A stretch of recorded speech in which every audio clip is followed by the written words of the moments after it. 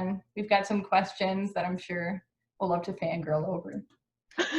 Sure. So I am, thank you so much for inviting me to do this, first of all.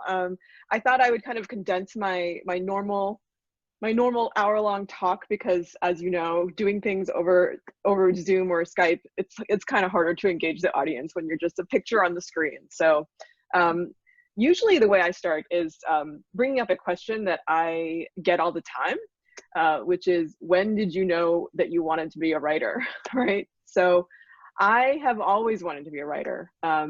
Ever since I learned how to write, really. I've been writing down stories, and one of my earliest memories is of making up stories about a bag full of ragdoll bears with my grandmother. We used to sit on her bed together and do that, and I just remember that so fondly. My grandmother was a writer too, and that's one reason that she always encouraged me to write down my stories. In fact, it was my grandmother who helped me to get published for the first time. When I was 12 years old, I had a cat, and the cat's name was Fluffy. I did not pick the name, okay? I have to say, she came with that name from the Humane Society. So Fluffy, our cat. Anyway, I wrote a poem about her, and my grandmother read the poem and suggested that I submit it to Cats Magazine. She helped me write up this letter of submission and everything. So like a couple of months later, it must have been a couple of months at least, I got this big envelope in the mail, and it contained a letter from the editor of Cats Magazine telling me they were publishing my poem. It was titled Cat. I was very minimalist at the time, so they even paid me $10 to publish it, which was like big bucks when I was 12. And when I shared this news with my grandmother, she said to me, "Now you will always be a published writer." So technically, I have been a published writer since I was 12. But getting my poem published in Cats Magazine was not like the ticket to the bestseller list that you might expect. The problem was that even though I wrote countless poems, and I even wrote 3 complete fantasy novels when I was a teen, often during the summer, I had nothing else to do. But I still did not really believe I could be a writer. You know, I think that that's probably partly because, you know, my parents told me time after time that I had to get a real job. And I know that they meant well, and in many ways they were right, you know. So for a really long time, I tried to ignore my dream of being a writer. And when I went to college, I actually majored in economics because I decided I would become an investment banker. So I soon realized that my career in investment banking might not work out that well. After this one interview, I remember my senior year, after the interview, I got a call from the banker who had interviewed me, and he said, "You didn't get the job, but good luck with your career as a writer." So apparently, even during this job interview to be a banker, I talked about how much I wanted to be a writer, which is not a good job interview technique, you know, don't do that. So you might have thought that would make me take that as a sign, right? Like I should try to be a writer. No, I literally had no idea how I could possibly turn that dream of being a writer into a steady job. And I did need one after college, you know, I had to pay the rent. So I ended up working in a bunch of different jobs. I actually worked in publishing for 2 years in New York. And then I went to grad school.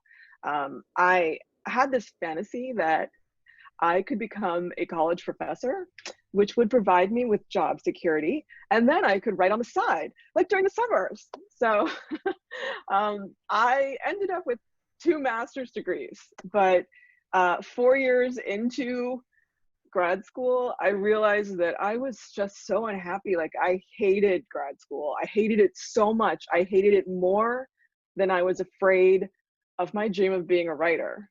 So in 2002, I finally decided to try writing, this time for real. And I dropped out of grad school to become a freelance writer. So of course, I did not do any research into what being a freelance writer meant. Which is probably a good thing, because if I had known beforehand, I probably would have been too chicken to try it. So when I did this, I still had to pay the rent. So I ended up writing business reports for this consulting company where a friend of mine worked. Um, Friends become very important here. So this writing job was really, really boring, but it did pay decently. I mean, writing corporate business reports, you know, a lucrative career. So I did that. And at the same time, a different friend of mine was just launching a website out of her home, her basement basically, and it was going to be called afterellen.com. It was going to kind of be like a lesbian entertainment weekly. So it would cover like lesbians and queer women in the entertainment industry. So my friend who was starting this website called me one day and she was like, hey, you're not doing anything. You dropped out of grad school to be a writer. Do you want to write an article for my website? Her brand new website that no one visits. So I said, sure. You know, I really wasn't doing anything else. So I actually wrote After Ellen's first article about Ellen DeGeneres, whom the site is actually named for. I'm not sure how many teens who will be watching this will remember that Ellen didn't actually come out until 1997. And so after she came out, a lot of stuff on TV changed radically. It became much more open to representations of gay people. So anyway, after I wrote my first Ellen article, I wrote more and more freelance articles for the website, and the site kept growing and growing. And in 2006, it was actually acquired by MTV. So over this time, I had somehow become like a full-time entertainment reporter. I was interviewing actors and TV producers and musicians all about LGBT stuff.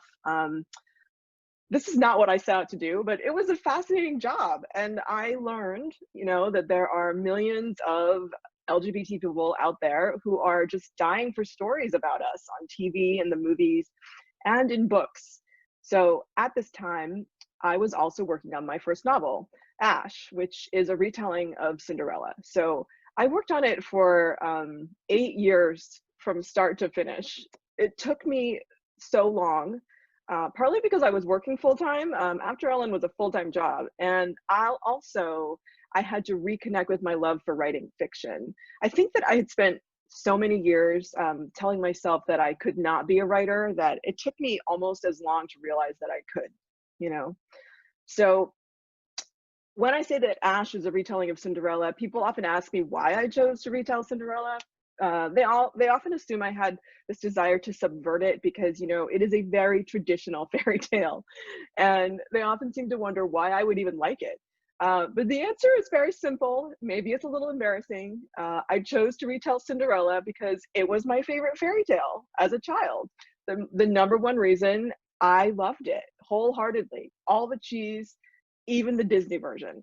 Like when I was 6 years old, we had a record of the Disney Cinderella soundtrack, and my dad would play it in the morning on the record player. This is how old I am, to wake me up. So that's the first reason. The second reason I chose to retell Cinderella is because my favorite author when I was a 12-year-old basically was Robin McKinley. I don't think people read her so much anymore, but she wrote several fairy tale retellings, including 2 versions of Beauty and the Beast. But she never retold Cinderella, and I really wished she would, but she never did.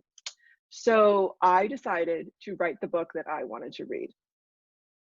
Along the way, while I wrote it, the traditional version of Cinderella really did become subverted, but it was a subconscious subversion for quite a while. I mean, I wasn't even really aware of how much I was subverting the story until after I finished the first draft. And to be honest, my experience of writing Ash is kind of a hilarious example of how little I knew what I was doing. So Cinderella, obviously, is the story of a poor servant girl who marries Prince Charming, right? Well, I changed things up a little bit in my first draft. So I made the fairy godmother, you know, the bibbidi bobbidi boo lady. I made her into a male fairy, inspired by Irish folklore about the Sidhe, that's spelled S-I-D-H-E. The Sidhe are this mythical race of beautiful fairies who live under the hills of Ireland and like lure human beings to their death. So if you've read Holly Black's fairy tale stories, you are familiar with the Sidhe. That's what they're like. They're a very traditional, kind of evil kind of fairy. So I thought that switching the fairy's gender was a pretty major choice, which, yeah, sure.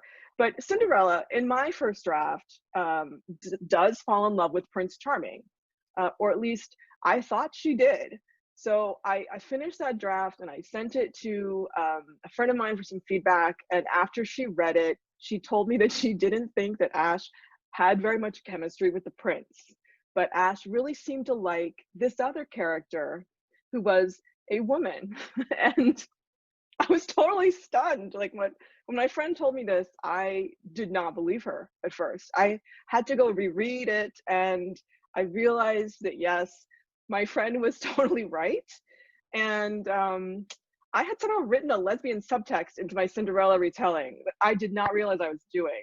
So this made me rethink the entire thing, right? I had to ask myself, should I turn this into a lesbian Cinderella? The idea seemed completely ludicrous to me at the time. I'd never read a lesbian fairy tale before. So I thought it would basically make it impossible to sell this book to a publisher. So first I tried to make the prince more charming.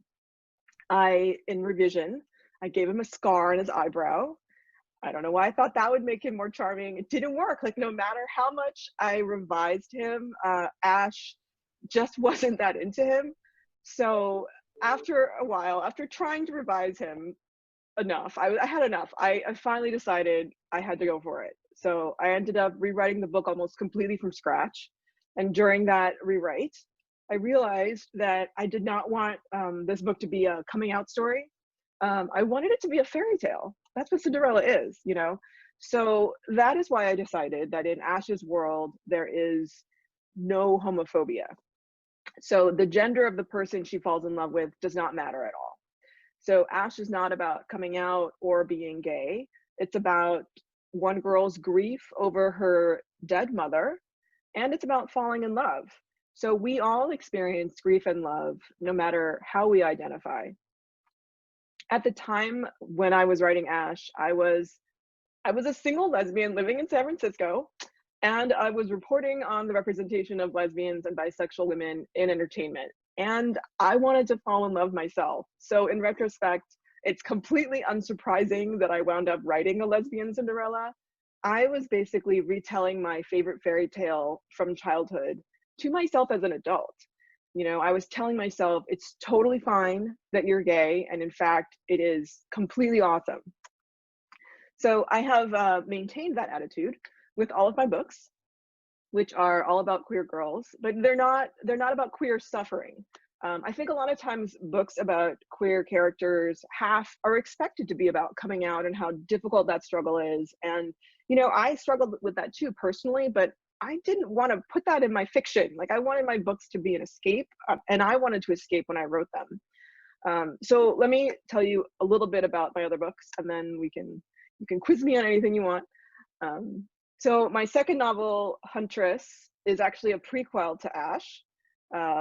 It is set in the same world, but several centuries earlier, so there are no crossover characters. People always ask me if they should read one before the other, and it doesn't matter. You can read them in either order. So Huntress is about two girls, Katie and Tyson. One of them goes on to become the kingdom's first huntress. They journey from their homeland to the land of the fairy queen in order to save their kingdom. So Huntress is about finding your place in the world. It's about the power of love and how it changes you. After Huntress, I wrote a science fiction duology. Book one is called Adaptation. Book two is called Inheritance. They're both out. It's a complete story, and it's an X-Files inspired sci-fi thriller set in the contemporary US. And it starts, I was actually inspired by a dream I had in which I was stuck in an airport and my plane got canceled because birds started flying into airplanes, causing them to crash. I literally did have this dream. And I woke up and thought, I wrote it down in I have a writing journal, and I wrote it down, and I thought this would make a great start for a book. So this is the only time this has happened to me. And I turned it into two books. So the story is about a 17-year-old girl, Reese, who has this experience at the airport.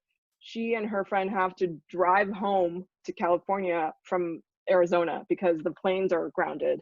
And along the way, they have a very serious car accident, and she wakes up 27 days later in a medically induced coma. And the books are about her figuring out what exactly happened to her. And the birds play a part in it too. So, so Adaptation, Inheritance. So my most recent book was called A Line in the Dark, and that was a psychological thriller. As you can see, I like to jump around all genres. Can't pin me down. So A Line in the Dark is set in New England. It's about this girl named Jess Wong. She's kind of an unstereotypical Chinese American girl. She's also kind of in maybe unrequited love with her best friend, Angie. This sets up a very complicated and dangerous situation when Angie starts dating this rich prep school girl. So A Line in the Dark is about these girls. It's about best friends and girlfriends, and it's about the secrets they keep for and from one another. And it is a psychological thriller, so it is not a spoiler to say bad things happen in it. But I did not kill any lesbians. I can always assure you that does not happen. So those are the books that are published. My next book, which comes out in January 2021, is called Last Night at the Telegraph Club. It is a historical novel set in 1950s San Francisco. It's about a girl, Lily, who, she's Chinese, she lives in Chinatown, and she discovers that a few blocks away in the neighborhood of North Beach, literally like across the street, there's a really vibrant lesbian community. So the book is about Lily coming to understand who she is. It's about falling in love for the first time. And I can reveal to you that the cover should be coming out very soon, hopefully before the end of June. I'm really excited. It's absolutely beautiful. And I'm so excited for everyone to read this book, which is a historical novel. So yet again, totally different genre. But I really enjoyed writing it. And yeah, January. So that is a bit about me and my books. Happy to discuss anything that you would like. Yeah, so you talked a little bit about having a couple master's degrees. And I think I read one of them was in anthropology. Is that right? Yes, I was trying to get a PhD in cultural anthropology. Okay. I wondered if that education and training and like some of the content you learned there has filtered into any of your books or short stories at all. Oh, absolutely. I mean, I kind of call myself a recovering academic because I can't stop researching. Like I researched everything to death. I am a complete over researcher. So for the Telegraph Club book, there's a bibliography at the end of this book. there's also a lengthy author's note that's basically like historical essay about all of the research I did. But not only for that, like for adaptation, I got to invent a whole new futuristic culture of sorts. And I really thought a lot about culture, which is what anthropology is the study of. And I used a lot of that way of thinking in creating that culture. Yeah, I'm always researching everything constantly. So I think I think my degree in anthropology was really helpful. And also actually my other master's degree is in East Asian studies. And so I have also finally used that in my work. Also with the Telegraph Club, because parts of it are in, well, there's a lot of Chinese American history in it, but also I had to brush up on my knowledge of actual Chinese language, because there's Chinese dialogue in the book. They're written in Chinese, which is something that I have not really seen done before. My editor was very flexible and allowed me to do this, and it was, I mean, I had to ask my parents to help me. I'm not lying here. They had to help me with this, but I did so much research into Chinese circa 1950. Like I had to go to the library, to the university library in the next town over, and like I spent a lot of time with this Cantonese dictionary. It was too much research. I did not have to do this, but I did. Okay.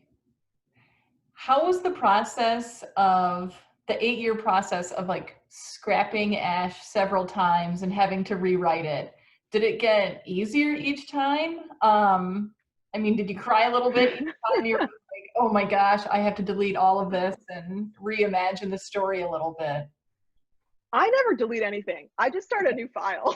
So I think maybe I get around it that way. I mean, I don't really think about it as deleting. I think revision can be really challenging for a lot of writers. I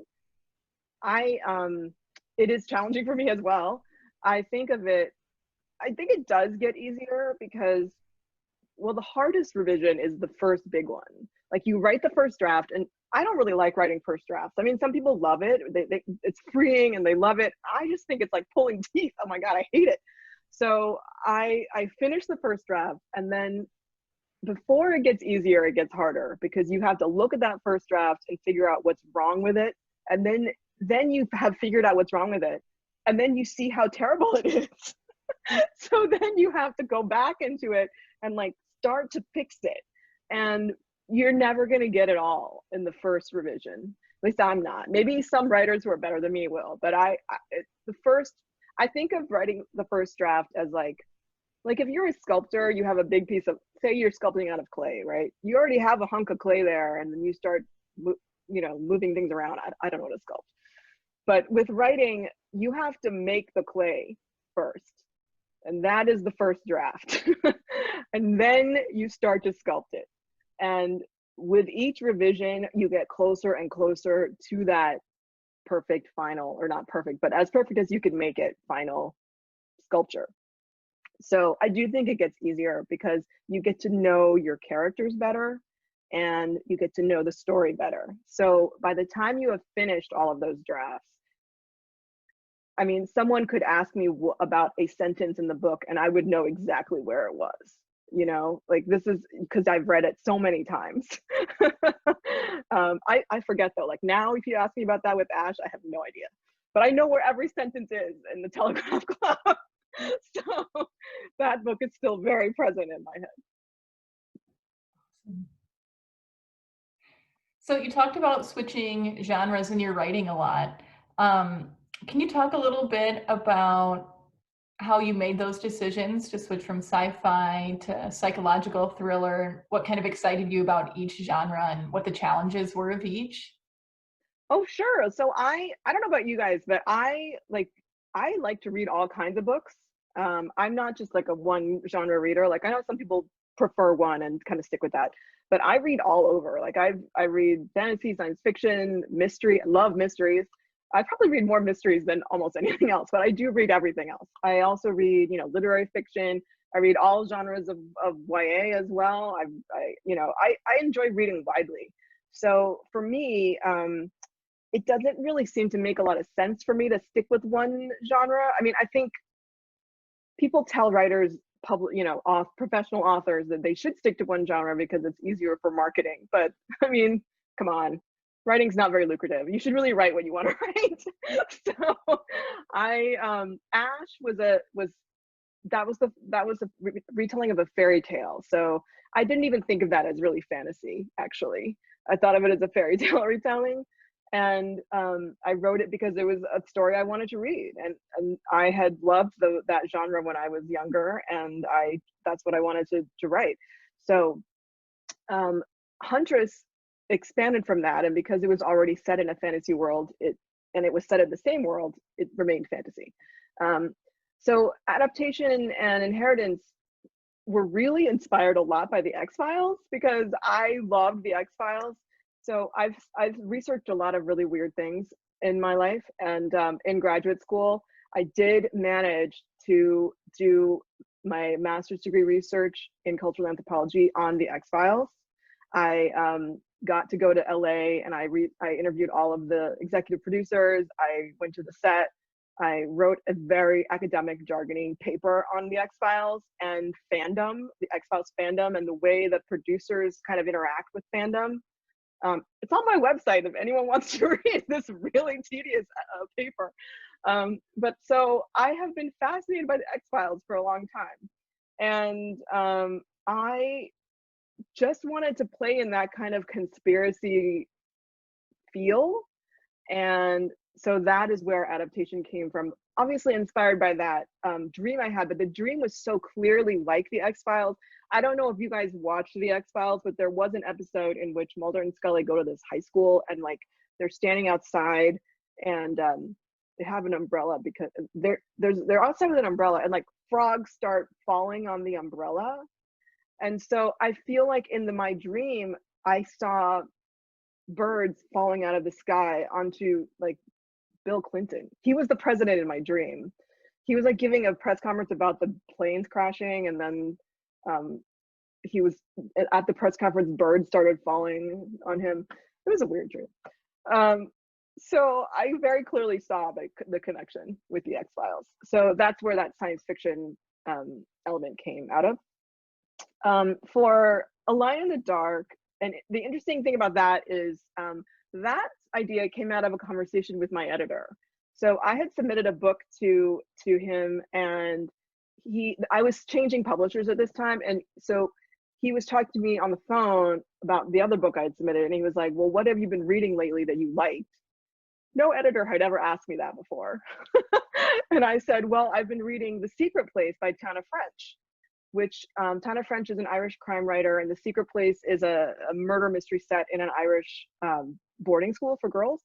And I love Tana French's crime novels, and but I wasn't super satisfied with The Secret Place because I write YA, and I'm like, this doesn't really, it doesn't feel quite like it works for me. So A Line in the Dark emerged from that conversation. And so I wrote that idea came from that tiny little idea. You know, what if I wrote a murder mystery set kind of at a private school? It's not actually set at a private school. It turns out that I changed things a lot, but that's where that nugget came from. And I've just read murder mysteries since I was a kid. You know, like I was a huge Nancy Drew reader. I have, if you look behind me, those are some bookshelves back there. I have a giant shelf of yellow Nancy Drew books from my childhood that I have kept to this day. So I've just always loved mysteries, and it was really fun to write it. It was like the most plotty plotty book I've ever written, and that was a lot of fun.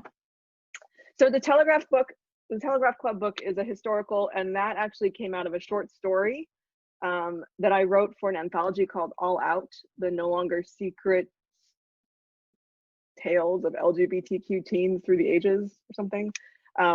I wrote a short story for that book called New Year, and it's basically about this girl in Chinatown who sees a person that she thinks is a lesbian and is very curious about her.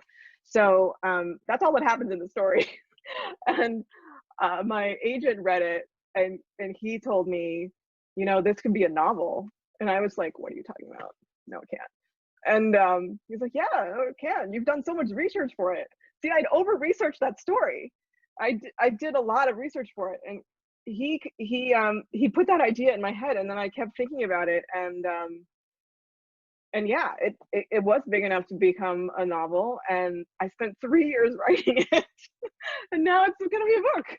So clearly my ideas come from everywhere. I think that I'm just not constrained by genre. Some writers probably their ideas mostly fall in one, and mine, the story really directs which genre I'm gonna write in.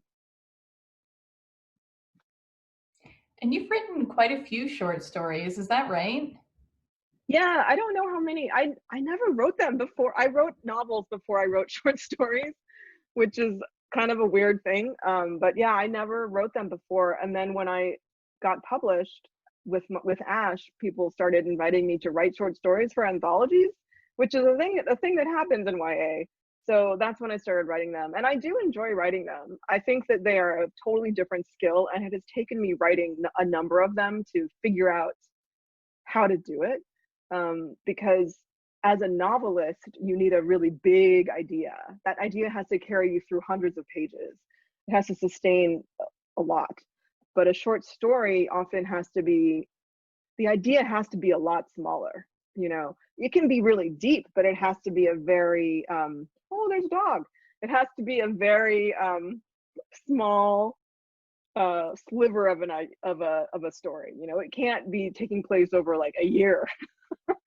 So learning how to figure out what what kind of learning how to figure out whether an idea is succinct enough for a story or whether it's big enough for a novel is something that is an ongoing thing I'm learning, I think. I was Absolutely. actually, yeah, I was going to ask you about that because one of my Mhm. favorite things that you've ever written was a short story Oh, for Foretold, oh that Carrie yeah. Ryan edited, the One True Love story. And Oh, that one, okay. when I read that, I remember feeling like I was reading a whole novel in such a succinct amount of pages. And so I just wanted to say it's very interesting to hear you talking about that. And I don't necessarily know like how early it was in your career that you wrote that, and maybe you could kind of talk about um, like Sure. elaborate a little more on like how you've kind of grown it and changed maybe the way you think about short stories or the time in short stories. Yeah, absolutely. So that One True Love is actually available. People can read it online for free. It's linked on my website. It was for that anthology Foretold, and it had like this strange um, kind of a hook. Like every story had to be about a prophecy. So I, of course, I thought of the Sleeping Beauty prophecy, you know, where Maleficent or whatever, that bad fairy comes and says, you will prick your finger on a spindle, whatever. So there's no spindle or anything in my One True Love story, but there was a prophecy. And there's kind of a Snow White element. There's a stepmother. I mean, it's that story I think was probably too big for the length I had. I think it could have been a whole book. Okay, it totally could have been a whole novel, but I made it fit somehow, and I think it only was able to fit because I used kind of more fairy tale language, you know, kind of more distant language, saying like this happened and then this happened. So I love that story actually. I'm so happy that you enjoyed it.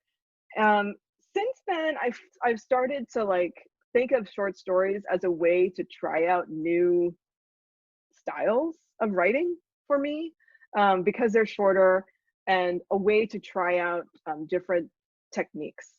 So, oh, sorry. Um, there's a story I wrote called Ghost Town that's in another anthology, and I had just read The Night Watch by Sarah Waters, and in The Night Watch, that is a book that is written in reverse. So she starts with, is it in reverse? Yes. It's like a World War II novel, and the part one starts in like 1945 or something, and then part two goes to 1943, and then it goes back in time. So I was like totally intrigued with that idea. So for the story Ghost Town, I decided to write it in reverse, and it takes place on Halloween night over the course of like 3 hours. This is when I realized that a short story could be made shorter if it takes place in a shorter amount of time. It's like a revolutionary concept for me. So I was an economics major, just reminding you all. I had to figure this out on my own. So Ghost Town takes place backwards in time. So that was fun. And then more recently, I've started to try to figure out how I can narrow in on a specific emotion or feeling in a short story. Like I want to spend that 10 pages or whatever leading up to a specific feeling in the reader. And so that has been an interesting way to think about it. Um, you know, I've had short stories are fun. They're like little puzzles, and you'd have to kind of figure out how to make them work. So in A Line in the Dark, I think it's like 2/3 of the way through, something like that. You kind of switch perspectives Yeah, for the it's reader. just And about I'm halfway through. Yeah. Yeah. How did you make that decision? And then for your other novels, how do you make the decision on whose perspective you're going to write the novel from? For A Line in the Dark, it starts off in first person present tense. The main character Jess is narrating it, and the first draft it was all first person. It was all first person, and then my editor, I work with this editor who is very he's really interesting. He has very sharp and good ideas that other editors well, maybe other editors have them too, but I don't think so. I think this guy is special. So he actually suggested that the second half of the book should switch to third person. And I don't remember how he suggested it to me. It was over a phone call. And when he suggested it, I thought, that sounds perfect. It sounds absolutely right. I think that the point of it was to draw back away from Jess, because it's a psychological thriller, and in psychological thrillers written in the first person, the reader goes in there expecting that the narrator is unreliable, right? So as the mystery progresses, if the narrator is unreliable, they have to either lie to the reader or hold things back. And it can become very obvious to the reader.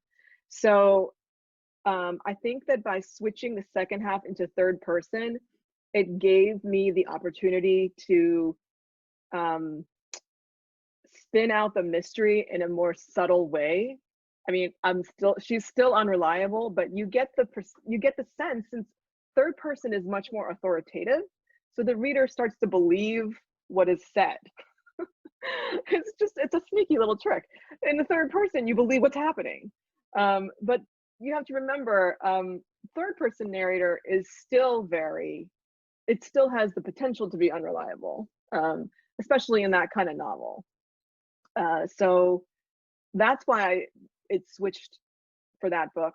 It was not my idea, but I totally thought it was the right way to go. For other books, so all my other books have been in third person, because, fantasy is traditionally third person past tense, right? If you think of like all the big fantasy books you've read, they're all third person past tense. So that, I didn't even think about it when I wrote Ash. That's just the way it was. And I went on with that in Huntress. And Adaptation, I think I thought about doing first person for a brief period of time, but it was such a big story idea, I did not know how I would do it. So I just continued third person past tense. So A Line in the Dark was really the first time I consciously decided to write in first person. And I did that because I wanted to write an unreliable narrator. So for Last Night at the Telegraph Club, I went back to third person past tense, because it's a historical novel and I wanted it to feel like it was in the past. I wanted to make sure the reading experience for the reader was set in the mid 1950s. So I did that by, and I wanted the narrator's voice to feel a little bit old fashioned. And so if it was in the first person, that wouldn't really be possible so much. So that's why it's in third person in Telegraph Club. So the book I'm working on now is actually first person past tense, but I'm just revising it. So who knows? Maybe my editor will suddenly decide that it should be something else, and then I'll change it. So no guarantees. Thank you. So it's been 10, 11 years now that you've published Ash, is that right? And Yeah. so much has changed in the world of YA and in the world in general. I wondered if you could reflect a little bit on how YA has changed, how your own craft has changed, just what these past 11 years have looked like. Well, I know that in terms of my craft, like I have certainly become much more conscious of what I'm doing. I think that with Ash, like I literally had no idea what I was doing. Like as I was explaining earlier, I did not know what I was doing. So I feel like with each book I have learned a lot, and I have been able to see where I'm limited, or where I need to grow, I guess, as a writer. I'm much more aware of things that I know how to do well. I'm really good at research. So that's something. I have learned what I like to write and what I don't like to write. So I have just become a lot more conscious of what I can do as a writer. In terms of YA, obviously things have changed immensely since Ash came out. Since when Ash came out, I have counted these books because I have also been doing, for over the years, I started compiling statistics about LGBT YA books. And so when Ash came out, I think there were 9 books that came out that year, 2009, 9 books with LGBT characters, main characters. So that has increased so much. Like there are now maybe at least 150 YA books with queer characters published every year. Well, the last couple years at least. So it's been an amazing increase in LGBT representation within YA. I think the types of queer YA books that have been published have also changed. Like when Ash was published, there were very few other science fiction or fantasy books with queer characters in them. They were almost all coming out novels. So now there's a lot more queer fantasy and science fiction.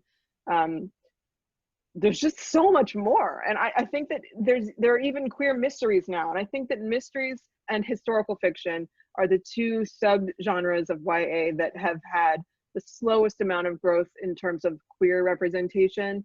And I think that's slowly changing. Mysteries, probably because historically crime fiction has been very homophobic. I mean, when there's a queer person in a mystery novel, they're usually the victim, or the terribly stereotypical killer. So putting queer people in crime fiction is really a reclaiming of queer identity, I think. And so I think that has taken longer time. And historical fiction has been a challenge as well, because a lot of people don't believe that queer people existed before like the 80s maybe. So I think that is also changing, and there have been more and more historical novels with queer characters in them. So I think that's where things are moving. And I'm still excited to see, so many positive, uplifting contemporary novels about queer characters that are not coming out novels. That's really great. I think the expansion into contemporary romance is wonderful to see, because a lot of people love romance, and it's you don't always want your romance to be delivered with a side of homophobia. You know what I mean? Like, you don't want it to have to be a coming out novel about struggle. It's kind of nice to just have a fun, fluffy romance. So that's also nice. But I'm just happy there's so much more variety in terms of the types of queer YA being published. And you'll see, you've all noticed too, like within YA in general, diversity and inclusion has been a huge issue forever. And in the last few years alone, there's been an explosion of more and more YA books with characters of color and different and disabilities, and queer characters. So there's definitely been a lot of growth. Something else that's happened in the past 10, 11 years is kind of an explosion of social media too. It seems like there's a lot more interaction between reviewers and readers and authors. And I wondered if you could talk a little bit about that relationship. It's really amazing, the internet, the way it puts you in touch with people. It's both good and bad, right? So it's really amazing to get feedback from readers who say they, have enjoyed my books, and that they've connected with them. I love to hear from readers.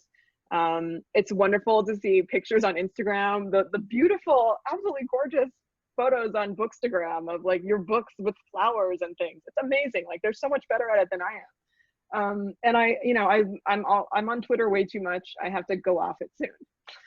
So it's really, it's good though, because, but even before the coronavirus quarantine, like, I work from home. So the internet and social media was kind of like the way I connected with the bigger YA book community. And so that's been really wonderful. And I think it's been great because it means that I have not felt isolated. And so that's really wonderful. I think that it can also be difficult, because sometimes sometimes as an author, I believe every reader has the right to read or not read whatever I write and have whatever belief they have about it.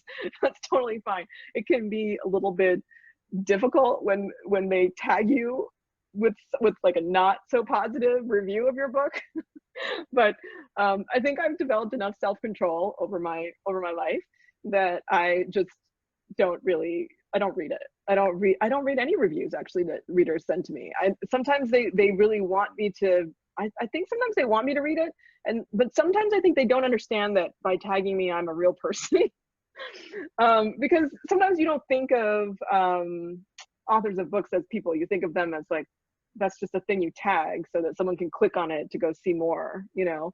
And I understand that. So I just normally don't read them, because I've seen enough authors get sucked into to reading their reviews, and it can make them feel really upset. And I understand that. Like, I've gotten bad reviews before.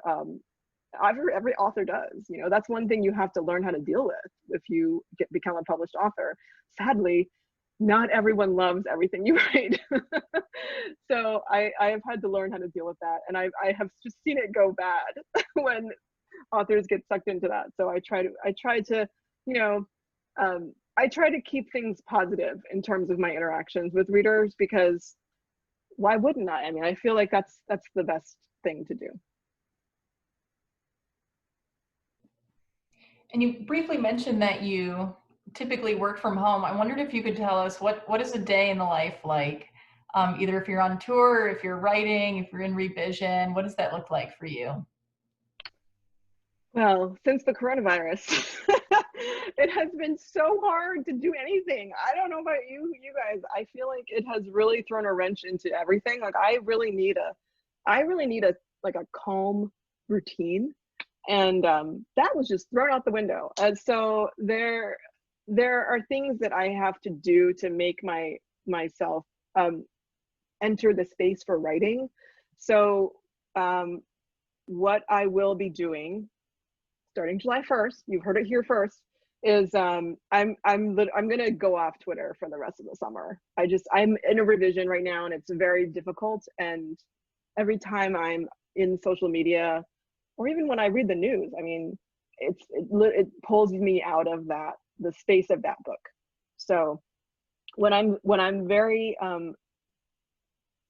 serious about revision or drafting, what I normally do is quit Twitter, and I do not go on social media until I've finished my project for the day. So I get up in the morning. I'm a morning person, so I get up very early, and I'll have breakfast, and then I'll start my day with meditation. So I've been doing Buddhist meditation for maybe like 17 years now. So it's become a daily practice for me. And I always do this before I write. It helps me to quiet my mind and to make myself ready for writing. So I do that, and then I write all morning till lunch, and then I eat lunch.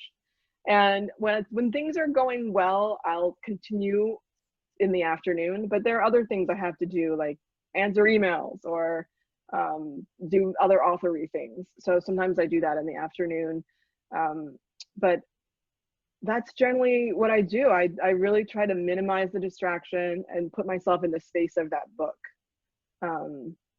which is not 2020 America. So it's been a challenge this last couple months, I have to be honest. Absolutely. I wondered if there's anything else you want to share with us, something that I wasn't able to ask since I don't know as much about the writing and publishing world, that you think would be useful for teens or readers to know.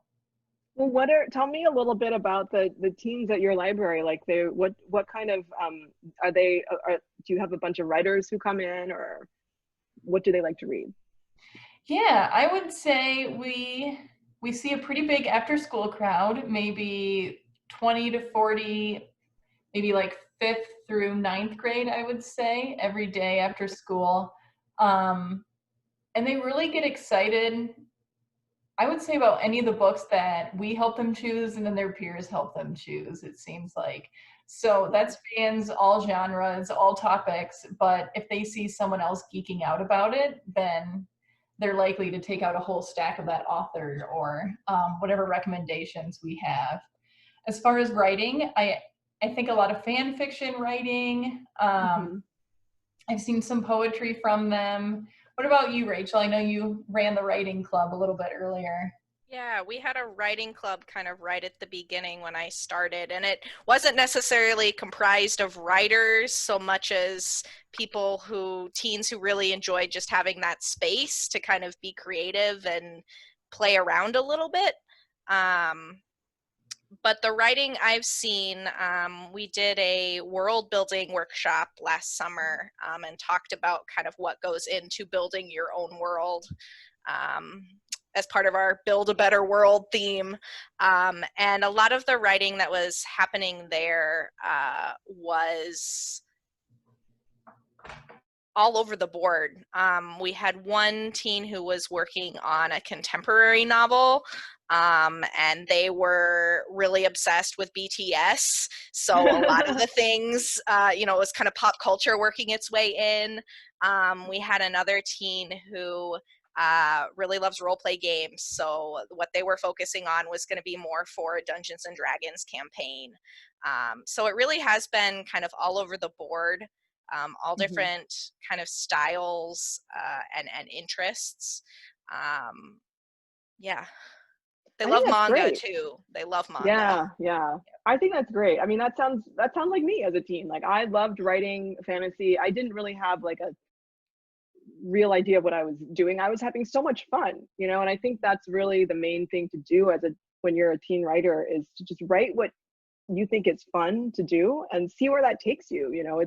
There shouldn't be, sometimes I meet teen writers who are very concerned about like getting published immediately, and I just want to tell them to have fun and enjoy it, because writing should be something that you're doing for fun when you're a teenager. It's not supposed to be work, it's supposed to be play. And I think playing around with new ideas and the stories that you love, and fan fiction is great. I love fan fiction. I tried to study it in grad school. It was fabulous. So it was yeah, I think that having fun and following your interests is really the best way to discover what you really love to write. There's nothing more I hate than having